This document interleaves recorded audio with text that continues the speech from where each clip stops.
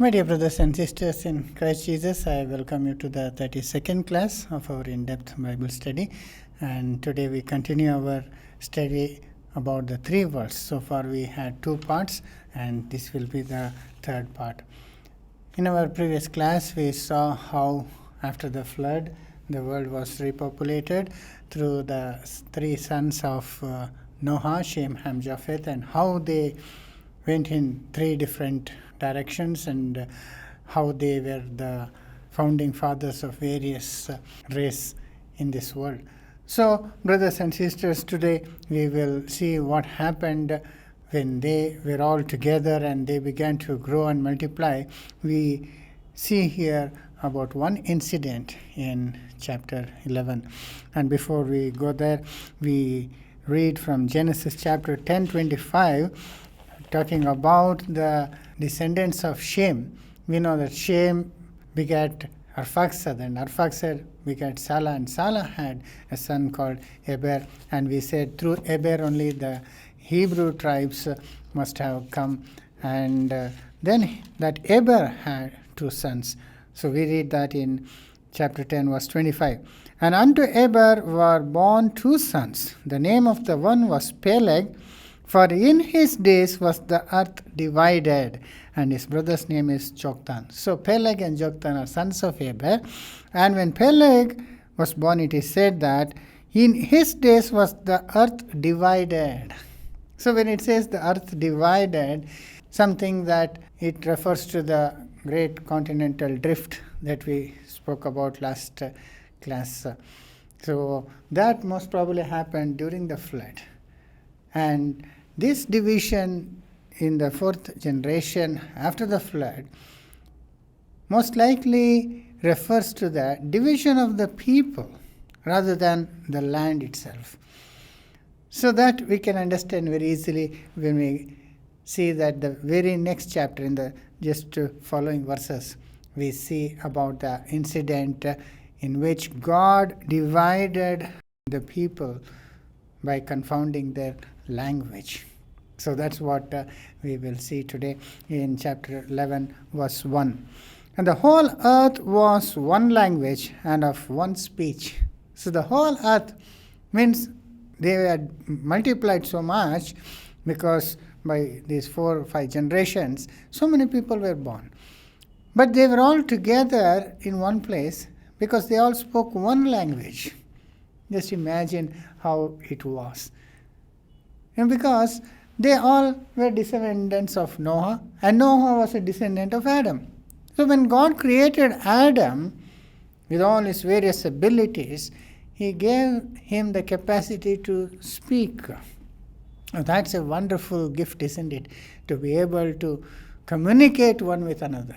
Adam was able to communicate with God himself, and God used to speak to Adam, and Adam and Eve spoke to each other, and Satan also spoke to them. So when we see all this, they were able to communicate.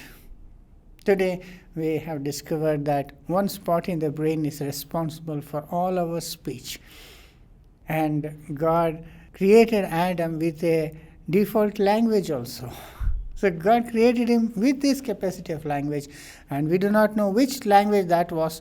And that was the language he spoke with his children, Cain and Abel, and other children who were born to him. And so the same language continued until even after the flood. But then all the people speaking one language, though there are some advantages, yet there are a lot of disadvantages too. Especially in those days, as the world began to spread out and be multiplying in the face of the earth, this led to some serious practical issues. And that's what we will see here. So, we read again chapter 11 verse 1 onwards. And the whole earth was of one language and of one speech. And it came to pass, as they journeyed from the east, that they found a plain in the land of Shinar, and they dwelt there. So from the east, where they came out of the Mount Ararat and they began to journey, they found a plain land. And there, it seems, they began to dwell together. They settled there. And in verse 3 we read, "And they said one to another, Go to, let us make brick and burn them thoroughly.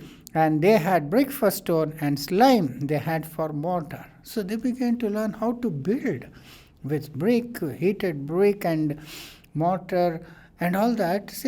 They said, let us start building things. And then in verse 4, they wanted to build something very unusual. And we read that. "And they said, Go to, let us build us a city and a tower, whose top may reach unto heaven, and let us make us a name, lest we be scattered abroad upon the face of the whole world." There you see. They said, let us build us a city and a tower, whose height will reach unto the heaven itself. So they all were together, and together they joined together in this venture of building a huge tower. And they intended to build it so high that it can reach the heaven itself. Well, they began to do this, and verse 5 we read, "And the Lord came down to see the city and the tower which the children of men builded. And the Lord said, Behold, the people is one, and they have all one language. And this they begin to do, and now nothing will be restrained from them, which they have imagined to do. Go, let us go down there and confound their language, that they may not understand one another's speech." So God saw this as a bad thing, and He didn't like it. And He came down and confounded their language so that they could not understand one another. So that is where the languages were divided. In the next verse we read, "So the Lord scattered them abroad from thence upon the face of all the earth, and they left off building the city." They could not continue to build this city and tower because their language was confounded. That's what we read in verse 9. "Therefore is the name of it called Babel, because the Lord did there confound the language of all the people, and from thence the Lord scattered them abroad upon the face of all the earth." So the Lord suddenly changed their languages. Until then they had only one language, but then suddenly they began to speak multiple languages, so much so that one could not understand another one. And they let off building and they scattered. Because to do anything, communication is very important. Because they were all together in doing this, it was a teamwork. And for teamwork, each member of the team should understand each other, and they should understand the team leader and what he directs them to do. And that coordination is very important. But once they could not understand each other, they could not continue to do anything together, and they left it off and began to go in separate ways. As they say, birds of the same feather flock together. So all those who understood each other, they began to group together and walk away. So that's how they got scattered in all this earth. Now, why did God do this? There are so many reasons. Because they were under the wrong perception of what they were doing. They did not actually know what they were doing. They said, we will build a tower whose top will reach to heaven. Now in our first class we saw how big our heaven is. The troposphere itself goes up to 10 miles. Just imagine, can anybody build any tower so high? They don't have any idea about what the heaven is. And they do not know, as you go up, there is no oxygen there and they can't breathe also.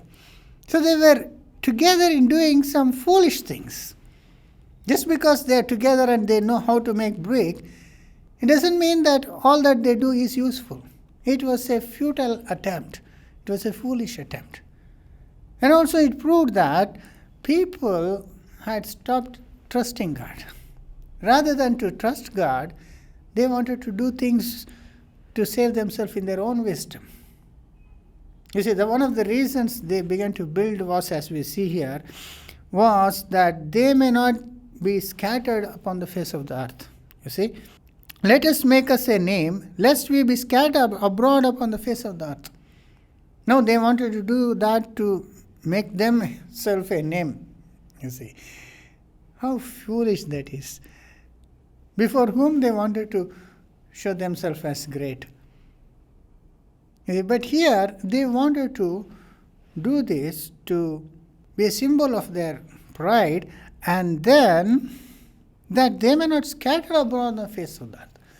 They had some totally wrong misconceptions about how big the earth was, about the earth itself. Probably they thought the earth was flat.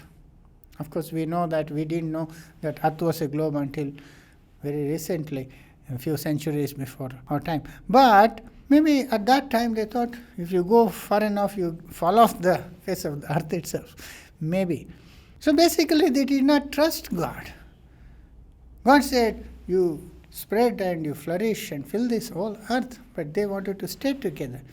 And also another reason they started building the star maybe to escape future floods. Though God had clearly promised them that God will not destroy this whole earth by waters again, yet they did not believe His word. They wanted to build a tower so that if again waters and floods come, they can climb up and save themselves. Maybe. So, in all this, we know that they were under the influence of Satan. Now, Satan is the one who wanted to extend his throne above the heavens, isn't it? He said, I will establish my throne above the heavens, and I will be like Most High. So, the same attitude came to these people. And they wanted to build a tower whose top will reach heaven, and they thought they will become like God. They will go to heaven itself. Maybe that's the reason also. So in all this, God was very displeased, and God knew that it was not good for them to be together like this, because they will involve themselves in doing all sorts of foolish things. And also, there was so many evil effect of being together.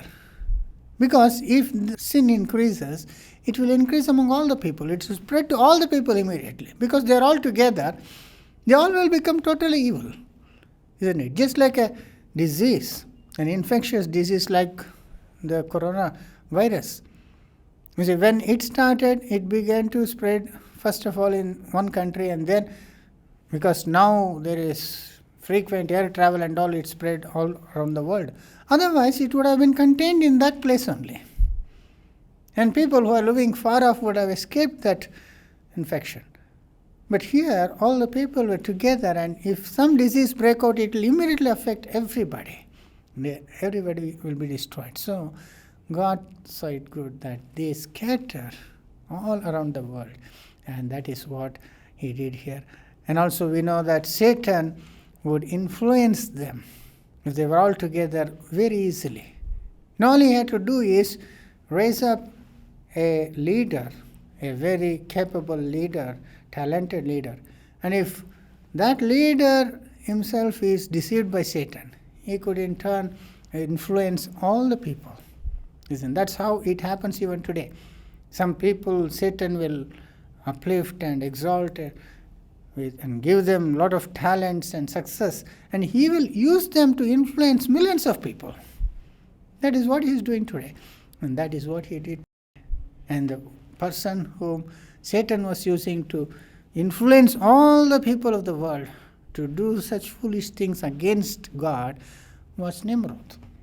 We know about Nimrod in chapter 10. He was one of the sons of Ham. You see, Ham begat Cush, Mizraim, and Phut, and Canaan.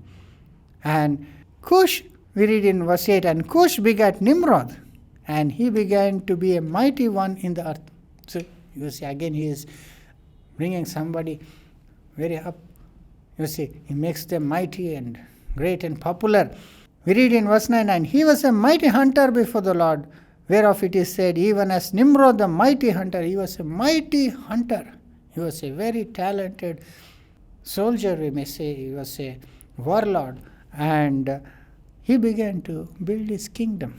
You see in verse 10, and the beginning of his kingdom was Babel, and Erech, and Akkad, and Calneh in the land of Shinar. You see, in the same place where these people settled down and started building the star, as we read in Genesis 11:2. And it came to pass as they journeyed from the east that they found a plain in the land of Shinar, and they dwelt there. And later on they began to build the tower there. So here Nimrod's kingdom began to be in Shinar itself. So that shows that he was behind the building of this tower and city and all that. So that's how you see the kingdom started. In some translations we have it that Nimrod was the first king on this earth. He was the first person to build a kingdom. And we know that Satan was behind him, supporting him and using him to build up a kingdom which was against God.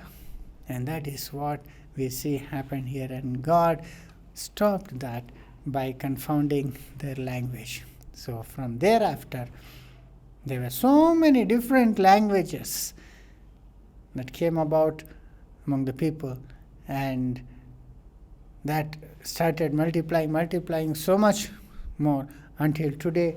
Now in the end of this world, we have almost 7,000 languages in this world. You see, now we know how all those languages came about. Because in the beginning of the second world, there was only one language. All the people spoke one language. How did the world get so many languages? Because of what happened in Shinar. And that tower which they were building was called Babel. Babel means confusion. People got confused with each other because God suddenly brought in various languages, so much so that not all could understand the various languages, and they had to part ways. So, as I said, the spot in the brain is responsible for language. God did some alterations there, and suddenly people began to speak different languages. Brothers and sisters, and from there the languages began to multiply more and more. And as people spread out and settle in various other places, again the words began to change and new languages come. And like today, every single day, new words are added to every language. In English also, many words are added every single day. And every year, 4,000 words are added in the English language itself, it seems. So, in so many languages came and new languages, and so much so that we have 7,000 languages. Now, all the 7,000 are not full languages, completely different, but they include dialects also. So, dialect means it's one language spoken variously in various parts of the countries in which they live. Like in India, we have Kannada. In Karnataka, they speak Kannada.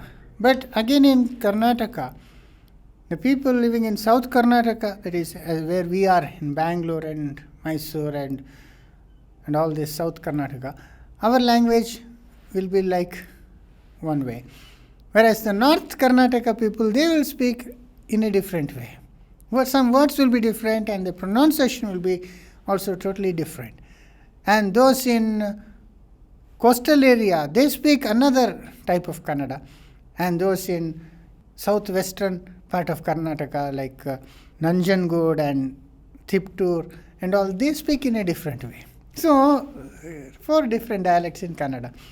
And likewise in Tamil, where Tamil also, there are different types of Tamil in various parts of Tamil Nadu. And so also we can say even in English, the way the various people in around America, they speak English, their pronunciation, and the people in England speak English, and the way people in Australia speak English, how they pronounce it, it's all so different. And sometimes we need a translator from English to English. That's what we experience when some American brethren come visiting Indian people. They will not understand our Indian English. So much so that someone has to translate from English to English. Like that it is. So, brothers and sisters, there are various dialects, but almost 6,000 active languages, and maybe about 2,600 to 3,000 maybe total languages, but the rest are dialects, and that is how you see these various languages came about. And among the 7,000 languages, the language which is spoken of most commonly in the whole world is undoubtedly English. But until as recently as 2014, it was in the second place. But now it is the first place in this. What was in the first place has gone to the second place, that is Mandarin Chinese, which almost 13% of the world population speak this language. So if you knew this Mandarin Chinese, then you could speak to 13% of the world's population.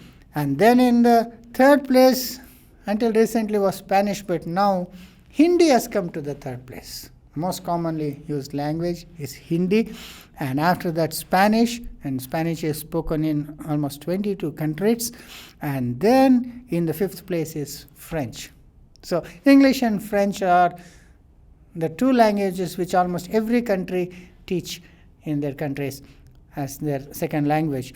And then you have the modern standard Arabic, which the Arabic people, Arabs speak, and then you have Bengali, again from India, and then Russian and Portuguese, and then 10thly Indonesian language, which most part covers the majority of the population. And then you have many languages also. Like in India itself, there are 720 languages in India, though there are only 23 of them are official, but still so many languages are there.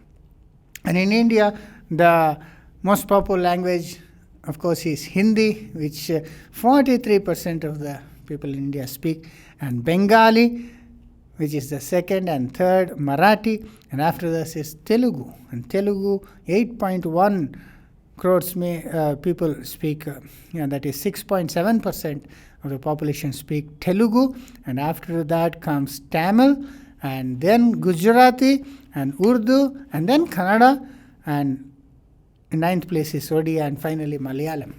Now Malayalam, though only 3.4 crores people speak, yet it has the highest number of alphabets in all the Indian languages, which comes to 56.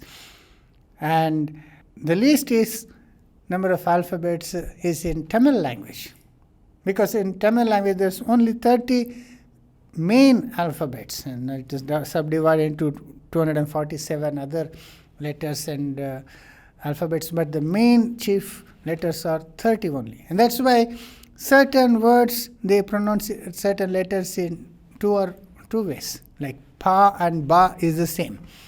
Like ga and ka, there is only one word. So it can be ka or it can be ga. Like that, in Tamil, there are very limited words.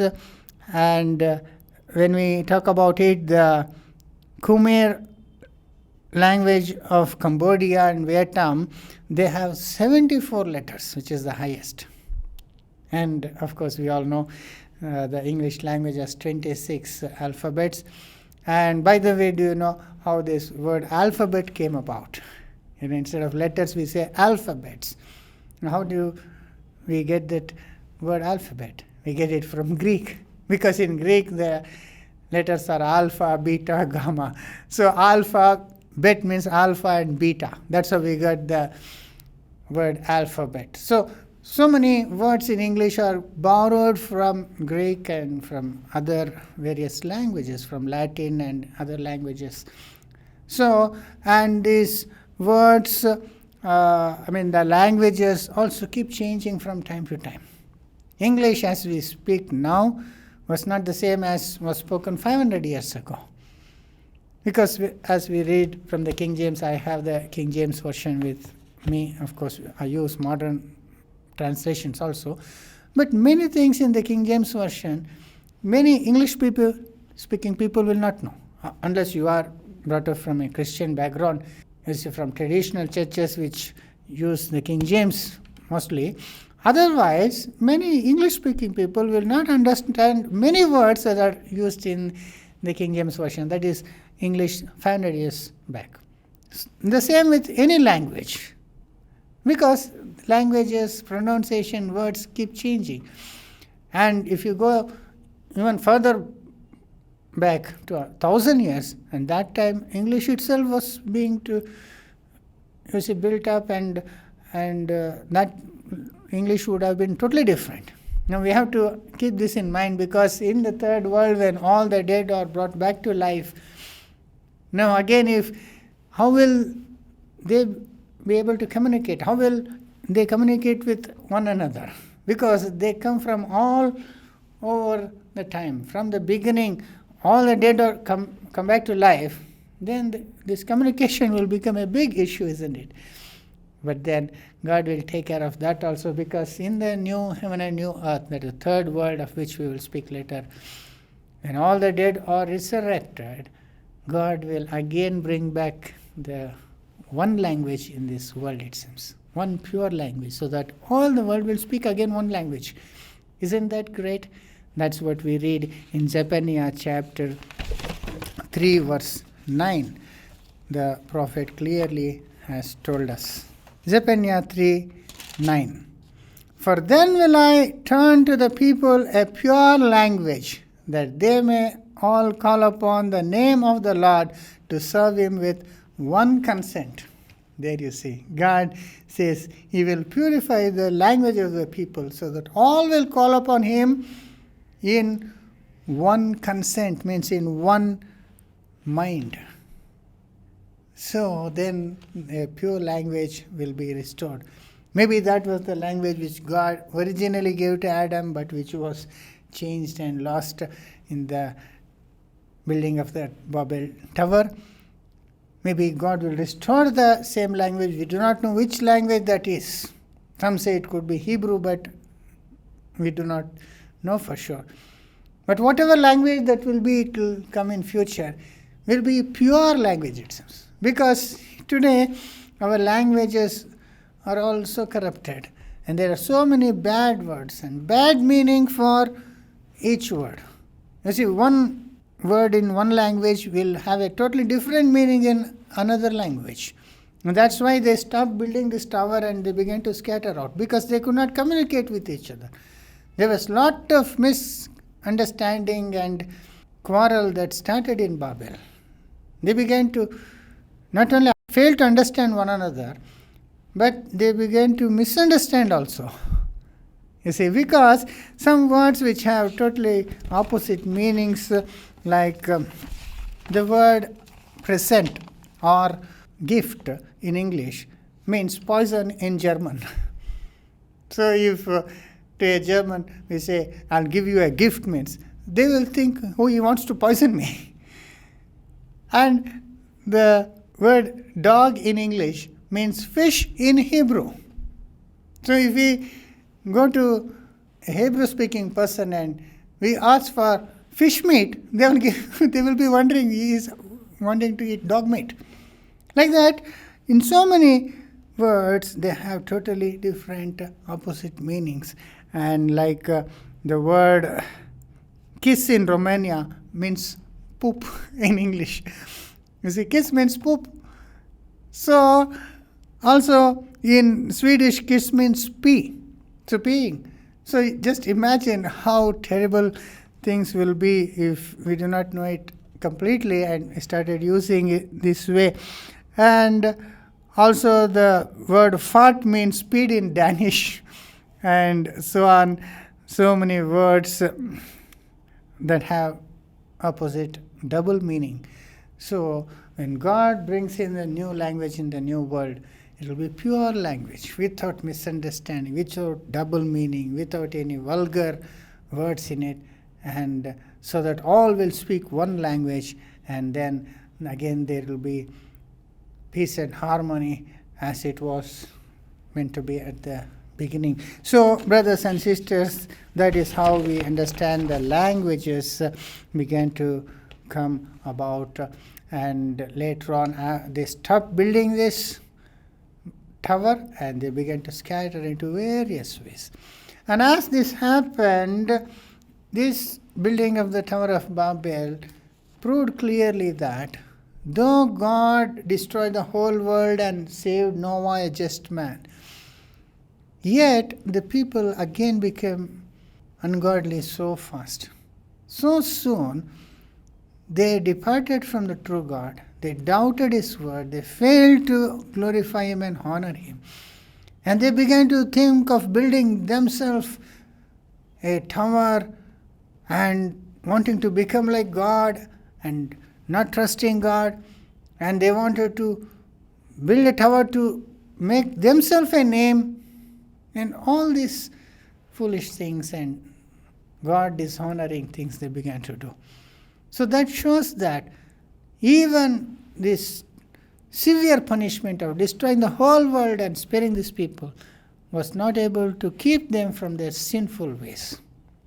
Because as God had said to Noah after the flood, He said, man from the beginning his thoughts are evil. So it continued. The evil again continued in the second world. So fast they began to become evil and ungodly and departed from God. So what God did is very clearly given to us in the scriptures. God let them go in their own way. God let them do what they like, and that led to more corruption. So man began to more and more become foolish, and he went far away from God, and he became so sinful and wicked until this world itself became so evil. That's why the present world is called the evil world, the present evil world. So, brothers and sisters, very clearly we see this in Romans chapter 1 verses 18 to 25. We see what God did when people and what happened to people later on in Romans chapter 1, 18 onwards. For the wrath of God is revealed from heaven against all ungodliness and unrighteousness of men who hold the truth in unrighteousness. Verse 19. Because that which may be known of God is manifest in them, for God hath shewed it to them. God clearly showed it to man what God's wrath will be against all wickedness and ungodliness and unrighteousness. The people clearly saw how God destroyed the whole world through the flood.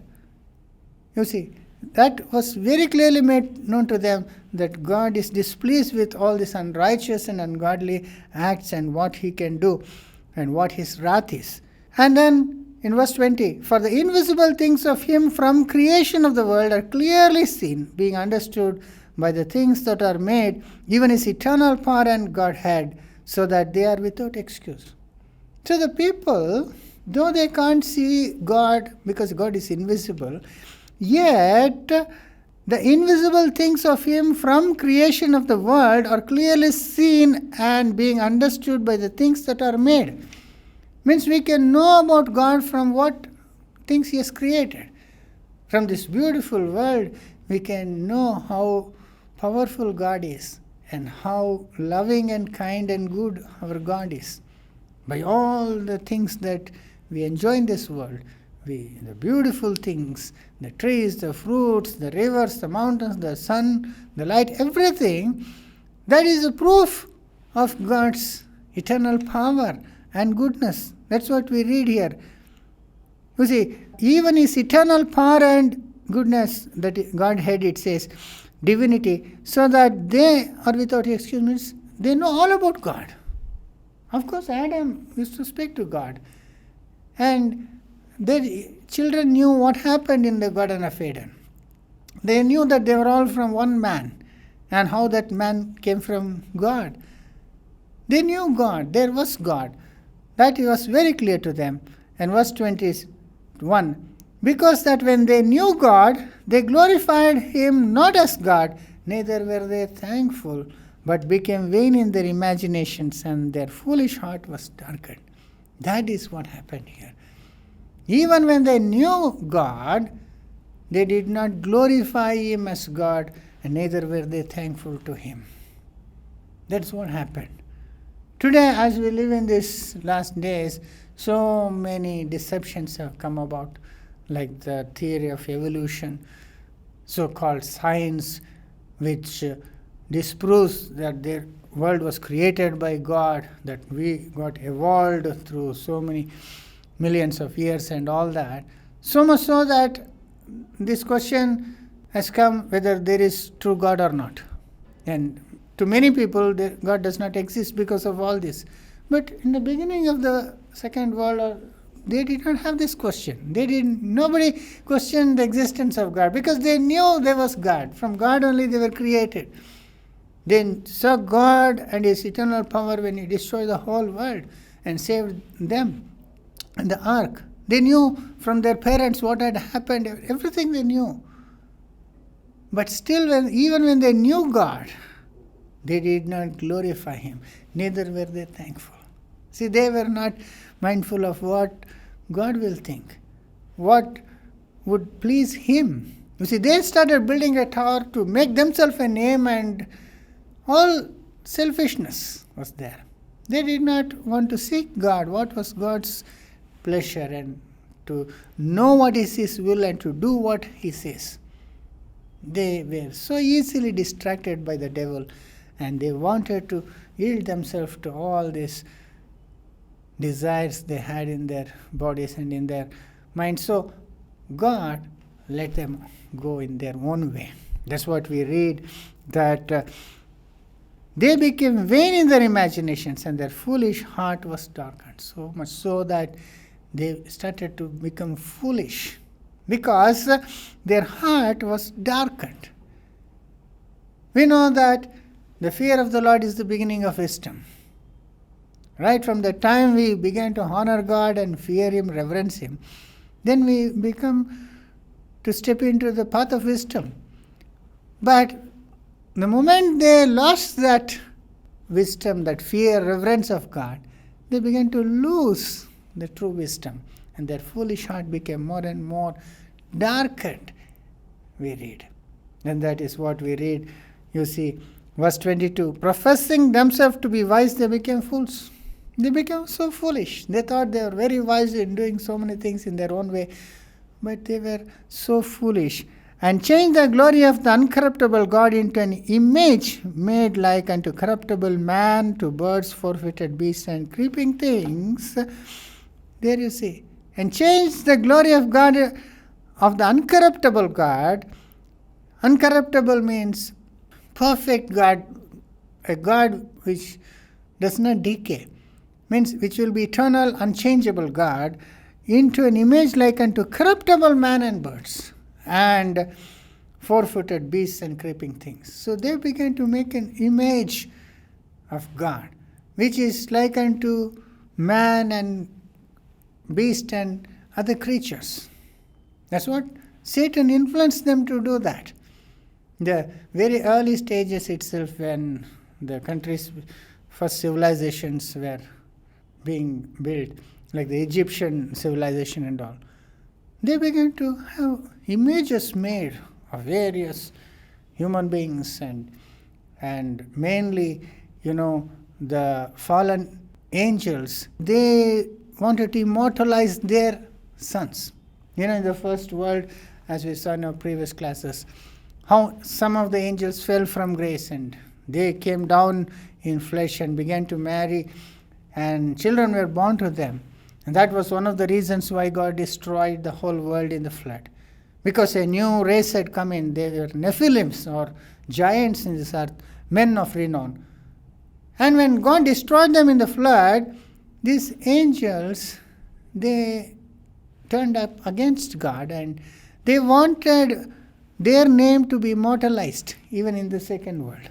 They didn't want their memory to fade. And therefore, in the names of their children who were perished, who were destroyed in the flood, they began to make images. And that's how idol worship began to come. Because even today in various religions, and that is based on so many mythologies, these heroes, you see, as we read, those were men of renown, they are being worshipped. You see, their images are made and their stories are repeated again and again.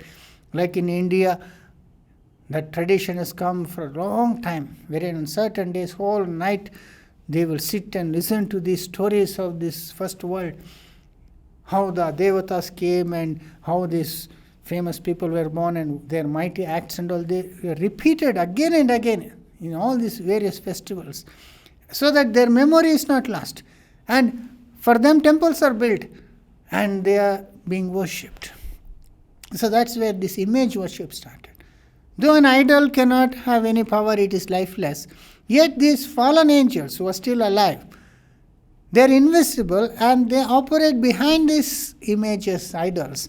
So much so in order to make the people worship these lifeless images, which are made for the likeness of creatures. We read like you see the four-footed beasts and creeping things.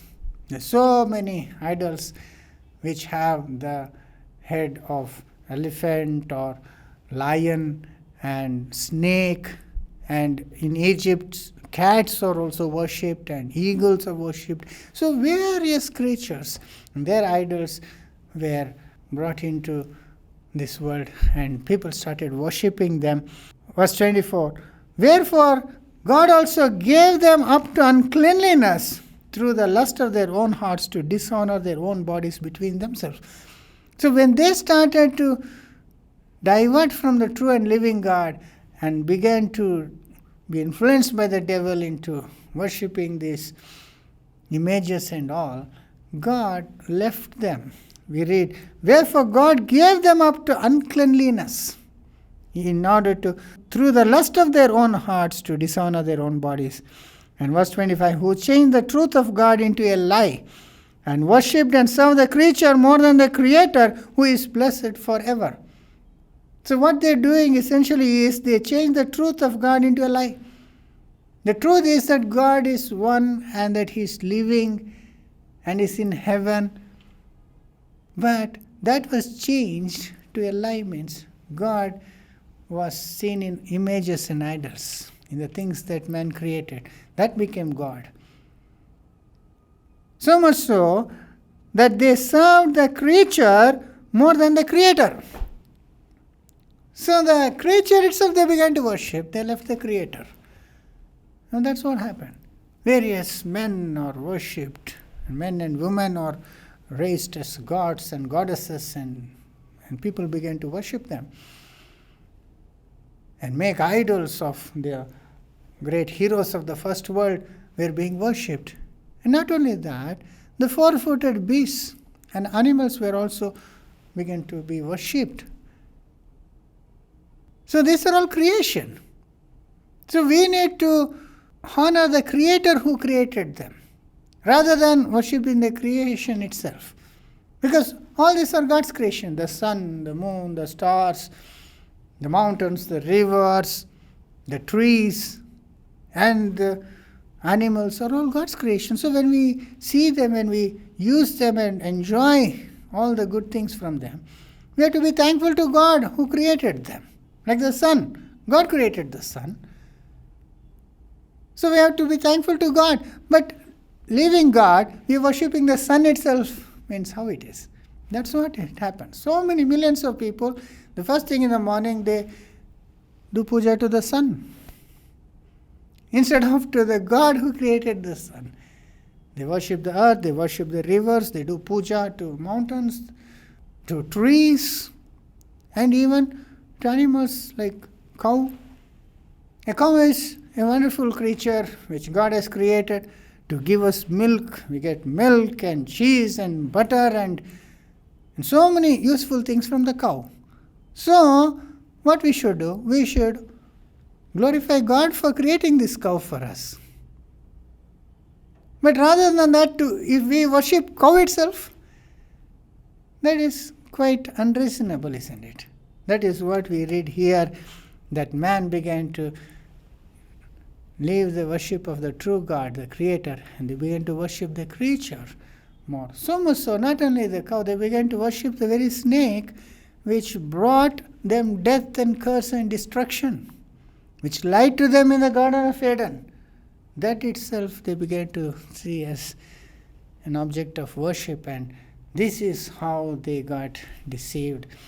And God therefore left them to continue in their own lusts, so to do whatever they want to do, to let them be deceived by Satan, because they chose to follow Satan. because they did not seek God. They did not want to know more about God, the true God and His ways, and to follow in His path. And therefore God left them. Verse 26, for this cause God gave them up unto vile affections. For even their women did change the nature of use into that which is against nature. And likewise also the men, leaving the natural use of woman, burned in their lust one to another, men with men, working that which is unseemly, and receiving to themselves that which is recompense of their error, which was meat. So that was what happened. So they began to burn with lust against nature. Like men with men and women with women, lusting after each other, loving each other and marrying each other and having sexual relationship with one another. This is all against nature. How beautifully God created men and women. He created them different, and He said, bless them, male and female, and said, you both are one. And God gave them happiness, physical affection and happiness, and so that together they can raise a family, have children, and fill this whole earth. But so soon, instead of using that which God had given against nature, they began to have these homosexual and lesbian relationships, so much so that everything went out of the way God intended it to be. So they began to corrupt themselves in this way, we read. And today, living in these last days, all these things have become so much rampant in this world. But they started early on itself. We'll see more about that in our next class. But so much so, some people became like this, but others were not so bad as this. But then now in our times, there are millions of people who see this as normal, but this is not normal. This is not the way God created. God created Adam and Eve. God didn't create Adam and Steve. You see, that is against God's will. That is a sin according to the Holy Scriptures. But today, you see, people are proud to do that. They are not ashamed of it. They want to show off their status in these ways. And as we see today, the symbol which God gave to mankind after the flood, the rainbow. You see, God set the rainbow in the sky so that people will remember the promise that God will never again destroy this world again through a flood. And what a beautiful symbol that was. The rainbow color naturally is such a beautiful sight. We all love to see rainbows. And from childhood days, rainbow means that beautiful thing which God has created. But today, you know what rainbow is symbol of? Today, the rainbow is a symbol of LGBT community. Now, you know, LGBT means lesbian, gay, bisexual, and transgender. So that community is using the rainbow. Today, if you see rainbow, it refers to them. See how they changed the things which God created. Wonderful things, beautiful things of God. Now they turned it and twisted so much to give it a totally different meaning. And all this is against the will of God. So God let them continue in this way. God let the whole world to continue in their own ways, and then to suffer the consequence and learn from the things which they suffer. So that's what happened, and so much so, we read here in verse 28, and even as they did not like to retain God in their knowledge, God gave them over to a reprobate mind and to do those things which are not convenient. See, so degraded man became, to use his body in such inconvenient ways and to do such unclean and stupid things, because even as they did not like to retain God in their lives, since they removed God from their minds, they began to degenerate to such low levels. That's what happened in our Western civilizations, Western countries. the time since they began to believe in evolution theory and lose their faith in God, now these so-called Christian countries also have fallen into such low levels, because that reverence of God is the beginning of wisdom, but the loss of that knowledge of God, the loss of faith in God, will automatically turn man into such a low level. And brothers and sisters, and to what all this led to, we read in from verse 29 up to 32, being filled with all unrighteousness, fornication, wickedness, covetousness, maliciousness, full of envy, murder, debate, deceit, malignity, whisperers, backbiters, haters of God, despiteful, proud, boasters, inventors of evil things, disobedient to parents, without understanding, covenant breakers, without natural affection, implacable, unmerciful, who knowing the judgment of God, that they which commit such things are worthy of death, not only do the same, but have pleasure in them that do that. So man became so evil. You see, in all the things that we read, he became unrighteous, fornicating, and doing all sorts of wickedness and covetousness, filled with envy and murder and debate. Man became so evil and evil, and also became covenant breakers and without natural affection and unmerciful. So evil and wicked and unmerciful mankind became. Man who was created in the image of God with all the good characters of justice and holiness and love and mercy, now he began to lose all that because he did not retain God in his knowledge. He departed away from the ways of God, and he fell into the various deceptions of Satan.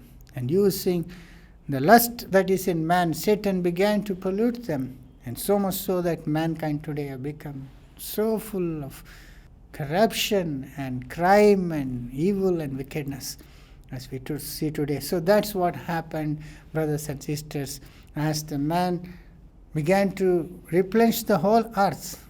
They became more and more deviated from God, and God let them go in their various ways, to go in their own selfish ways and ungodly ways, and then to suffer the consequences and learn all that is the result of evil in their own way. God left this world like that. But meanwhile, God selected just one man, and through that man, he wanted to bring out a holy seed, or a holy race, through whom God would finally restore this whole earth and bless all mankind. So that man is what the rest of the chapters in the book of Genesis is all about. So for till 11th chapter we saw all that we saw happened in this world. But from 12th chapter and up to the last chapter of Genesis, up to chapter 50, we have all about this one man and his family and his descendants. And that man, as we all know, is Abraham. Now Abraham is that one person whom God chose, and God began to prepare him, and through his seed, and because he intended to do very wonderful things, great things through his seed. And about that man we read from Genesis 12:1 onwards. You see, Abraham was the 10th from Noah. As Noah was the 10th from Adam, Abraham was the 10th from Noah. And when he was born, he was also one among all the rest of the people worshipping idols and just like the rest. But God somehow, he handpicked Abraham. He was 75 years old at that time. He did not have an issue. He did not have children. And those days, not having children was a very big loss, because if they don't have children, that means their line will stop just there itself. Their generation will not continue, because those days it was very important that they have children and that their generation continue. And Abraham was a very sad person, disappointed person, because at 75 years age he never had a child. But God looked upon him, and God appeared to him. And this is what God said. Now the Lord said unto Abraham, Get thee out of thy country, and from thy kindred, and from thy father's house, into a land which I will show thee. And I will make of thee a great nation, and I will bless thee, and make thy name great, and thou shalt be a blessing. See, this is what God said. God said to Abraham, Come out of your land, leave your people, to a land where I show you, and I will bless you, and make your name great, and thou shalt be a blessing. And verse 3, And I will bless them that bless you, and I will curse them that curse thee, and in thee shall all the families of the earth be blessed. So that's what God said. He called that man. He said, Leave everybody and come. I'll take you to a place, and I'll make your name great. And through your seed, I will bless all the families of the earth. So that's what God wanted to do through Abraham. Through Abraham and his seed, he wanted to bless everybody. And that's why he began to call him out and prepare him and his race for this purpose. And you know what? Abraham obeyed God. Abraham had faith in God, and he obeyed God. We read in verse 4. So Abraham departed as the Lord had spoken unto him, and Lot went with him. And Abraham was 75 years old when he departed out of Haran. So Abraham left and he came out. And later on, when Abraham came to that land of Canaan, we read again God saying unto him in verse 7, And the Lord appeared unto Abraham and said, Unto thy seed I will give this land. And there Abraham built an altar unto the Lord, and who appeared unto him. And so he began to worship God. So here we see so many things that happened in the life of Abraham. And again in verse 15, we read God again appearing to him and saying, After these things the word of the Lord came unto Abraham in a vision, saying, Fear not, Abraham, I am thy shield and thy exceeding great reward. So after a war that takes place there, God appears to him and says, Fear not, I am your shield. I will shield you, and I am your exceeding great reward. You see, I am the greatest gift to you, and I will be the great reward to you. So don't fear me, God will say. And Abraham, even after so many years, he will still be childless, and he will say, One of my servants, Eliezer, let him be like my son. Like I will adopt him, and you bless his generation. And then God says in verse 4, And behold, the word of the Lord came unto him, saying, This shall not be thine heir, but he that shall come forth out of thine own bowels, that is, from you, shall be thy heir. So God is again repeating the promise.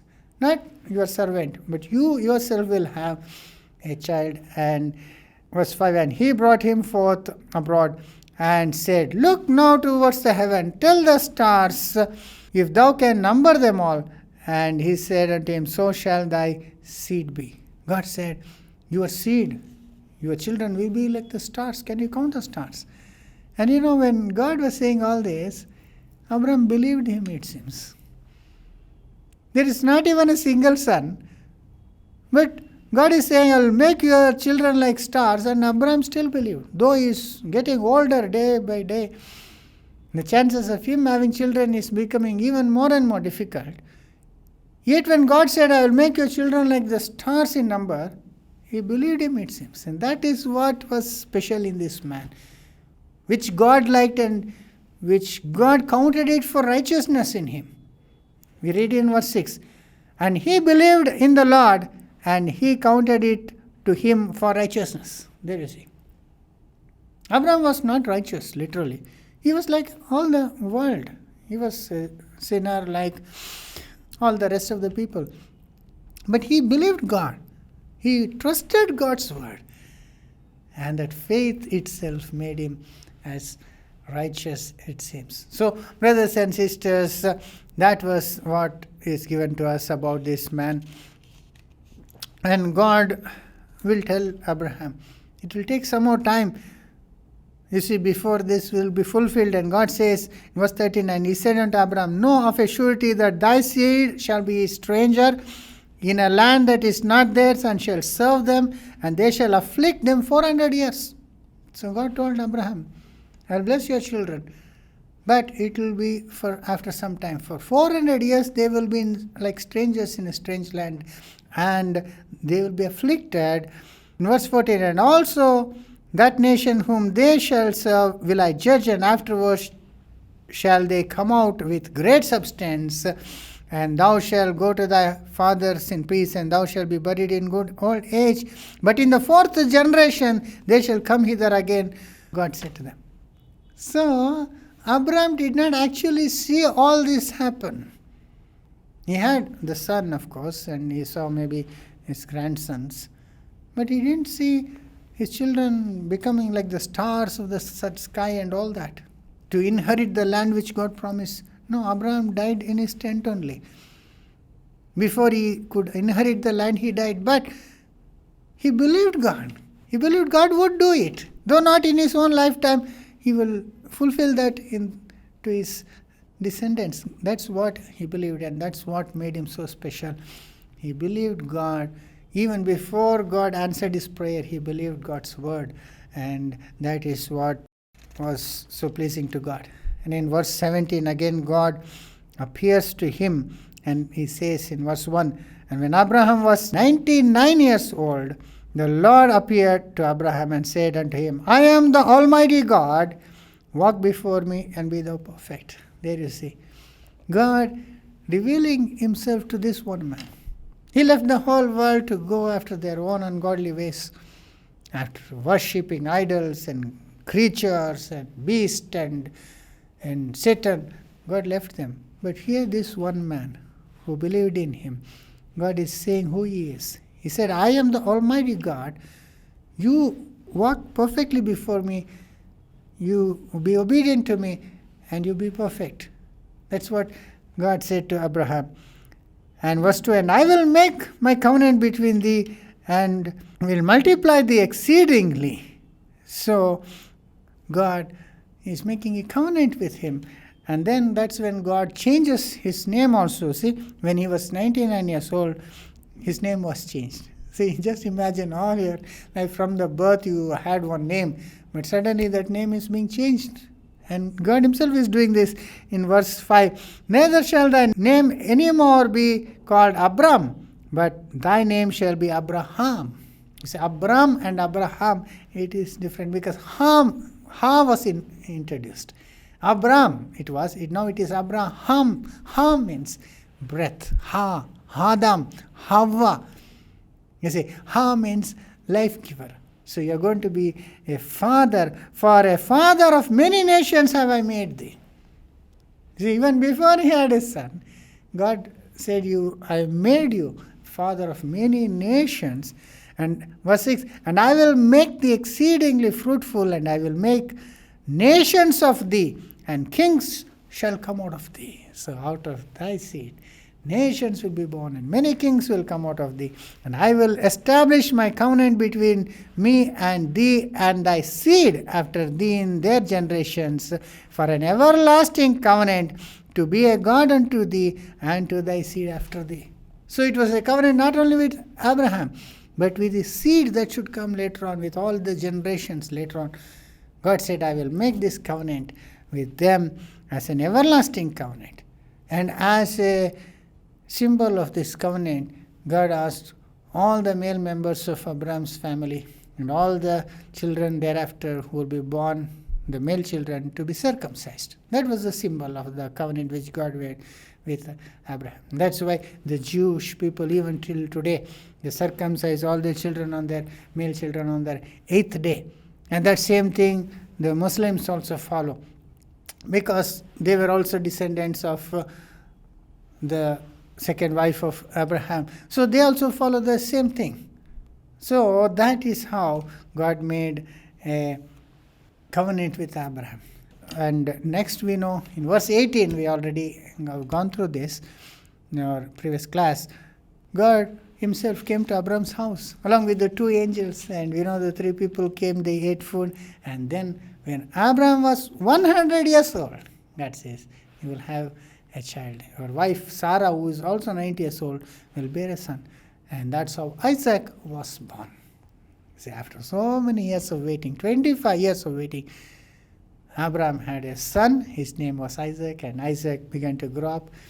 And Abraham was very happy with Isaac. He loved Isaac so much. And then in chapter 22, God wanted to give a final test to Abraham. You see, because all these days God was the one who chose him, who was defending him, who is blessing him, who is promising him so many things and all that. Now God wanted to test him whether Abraham really loved him, whether he loved him more than the blessings he was getting from God. You see, that's what, whether we love the giver of the gifts more than the gifts that we receive. Whether we love the gift or the giver more. That is what God wanted to test. See, in 22 verse 1 we read, "And it came to pass after these things that God did tempt Abraham, and said unto him, Abraham, and he said, Behold, here I am. And he said, Take now thy son, thine only son Isaac, whom thou lovest, and get thee into the land of Moriah, and offer him there for a burnt offering upon one of the mountains which I will tell you." Now, suddenly God gave this shocking command to Abraham. He said, "Give me your son as a burnt offering to me.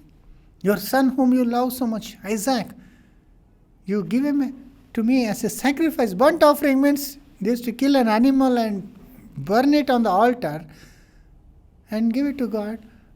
So like that, you give me your son as a sacrifice. Now, that is where Abraham proved that he really loved God and trusted God more than his own son whom he loved. He loved his son so much, but more than that, he loved the God who gave him that son. And we know how Abraham took his son immediately and went to that mountain. And when they were on the top of the mountain, he built the fireplace, the altar, everything. And then he tied Isaac. And he took out the knife to kill him, to give a sacrifice. And that's when the angel of God stopped him from doing that. And he said these words, verse 11, "And the angel of the Lord called him out of heaven and said, Abraham, Abraham. And he said, Here am I. He said, Lay not thine hand upon thy lad, neither do thou anything unto him. For now I know that thou fearest God, seeing thou hast not withheld thy son, thine only son, from thee." That's when Abraham proved that he loved God and feared God more than his most loved possession, that is his son. And then in verse 15, "And the angel of the Lord called again unto Abraham out of heaven a second time, and said, By myself have I sworn, said the Lord, for because thou hast done this thing, thou hast not withheld thy son, thine only son, that in blessing I will bless thee, and multiplying I will multiply thy seed as the stars that is in the heaven, and as the sand which is upon the seashore, and thy seed shall possess the gates of enemies." So God immediately is so pleased that he swore by himself, and he said, "Surely your seed I will multiply like the stars of the heaven, as is the sand of the seashore." Just look at the blessings that God is giving to those who love him and honor him. All that Abraham was giving was only one son, but in return God is saying, "I will give you millions of sons in his place, as the stars of heaven and as the sand of the seashore." And that is how God's blessings will be for those who fear him and love him. What we give up or what we give to God is so little compared to what God will give us in return. You see, as the stars and as the sand of the seashore, such multiple blessings I will give it to you. God said in verse 18, "And in thy seed shall all the nations of the earth be blessed, because thou hast obeyed my voice." In your seed only I will bless all the nations. He said, you will be a blessing. Not only will you receive a blessing, but you will be a blessing to all, to everybody. You will be a blessing. And that is what is the greatest promise God made to Abraham here. So, brothers and sisters, in this we can understand what God was doing in this second world. God left the world to go on its own course and then learn by its own mistakes. But what God himself was doing all through, right from the time they came out of the ark and the 10th from Noah, Abraham, since the time God selected Abraham, what is he doing in this world till this end of this world? That is what we clearly see in these words.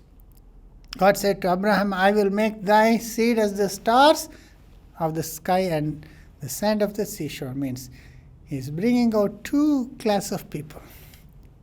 Now Abraham has got two types of children. Now he is the father of so many nations. Means his children are divided into two types. One is stars of heaven and sands of seashore. And that's what we read in Romans 4 verse 16. That's how he became father of us also. How? Not only the sons of Abraham, that is Isaac and Jacob, are his sons, but all those who believe God are sons of Abraham. Romans 4:16. Therefore it is of faith that it might be of grace, to the end the promise might be sure to all the seed, not to that only which is of the law, but to that which is also of faith of Abraham, who is the father of us all. So not only through the law, the fleshly Israel, but also to those which are of the faith of Abraham, who is the father of us all. So he is the father of all the faithful. That's how he got the name Father of the Faithful. So brothers and sisters, in our next class we will see how through the seed of Abraham, God will bless all nations. Who are the seed of Abraham? How they are differentiated here as the stars and the sand. That is what God essentially did in this second world, and that we will see, God willing, in our next class. Until then, God be with you.